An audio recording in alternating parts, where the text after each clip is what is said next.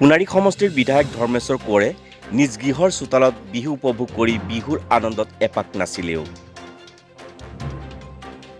চৰাইদেউ জিলাৰ সোণাৰী সমষ্টিৰ বিধায়ক ধৰ্মেশ্বৰ কোঁৱৰৰ নিজ বাসগৃহৰ চোতালত উপভোগ কৰিলে চোতাল বিহু। এই চোতালতেই নানান বিহু দলৰ আগমন ঘটিছিল। সোণাৰী চৰাইদেউ জিলাৰ একমাত্ৰ লোক সংস্কৃতি তথা গৱেষণা কেন্দ্ৰৰ চেমনীয়া বিহু দলৰ ছাত্ৰ ছাত্ৰীয়ে আজি পৰিৱেশন কৰিছে বিধায়ক ধৰ্মেশ্বৰ কোঁৱৰৰ চোতালত চোতাল বিহু।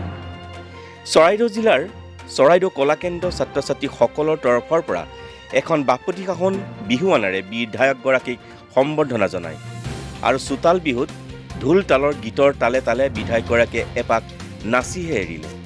আৰু এই অনুষ্ঠানত উপস্থিত থাকে সোণাৰী পৌৰসভাৰ উপ পৌৰপতি স্বাক্ষৰজ্যোতি গগৈ, ৱাৰ্ড আয়ুক্ত গিৰীন গগৈ, বিজেপিৰ ৰাজ্যিক সদস্য জ্যোতিষ গগৈ, চৰাইদেউ মিডিয়া কোষৰ আহ্বায়ক বিজয় গগৈকে আদি কৰি বিভিন্নজন বিহু বতৰৰ ব্যক্তিসকল এই অনুষ্ঠান উপভোগ কৰে।